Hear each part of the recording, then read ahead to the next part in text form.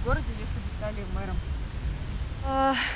Водостоки бы обязательно организовала как-то, потому что очень сильно топит все и невозможно просто ходить. Вот. Ну, это самое главное сейчас. Я бы озеленила город. Я бы дороги сделал. Я в первую очередь работал бы над повышением зарплаты горожан. Да ничего бы. Возможности у мэра не такие, как нам кажется. Наверху над ним тоже есть. Поэтому хочу и могу частенько не совпадает.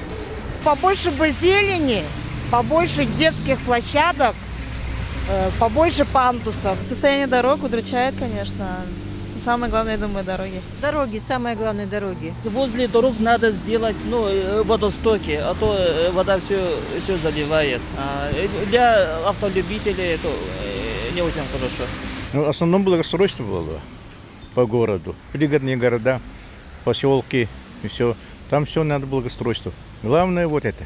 Привела бы в порядок окраины города. Там очень много старых ветхих домов и плюс улиц.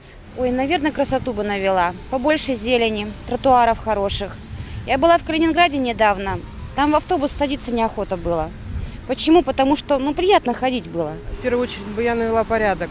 Как бы то ни было, да, все равно согласитесь со мной, что город, конечно, в центре более-менее, но чуть за центр отойдешь, везде грязь, везде пыль. Поэтому, в первую, наверное, очередь нужен хозяйственник, я так думаю, а потом уже все остальное. Мэром меня не становиться, но я бы коммунальные услуги как-то урегулировал. Слишком высокие цены. Слишком высокие цены. Это обещают, никак не могут делать. И, во-вторых, дороги. На Чиряева обещали 1 сентября открыть. Сегодня посмотрел, далеко до совершенства еще. Поэтому я желаю будущему мэру вот на эти два вопроса обратить внимание.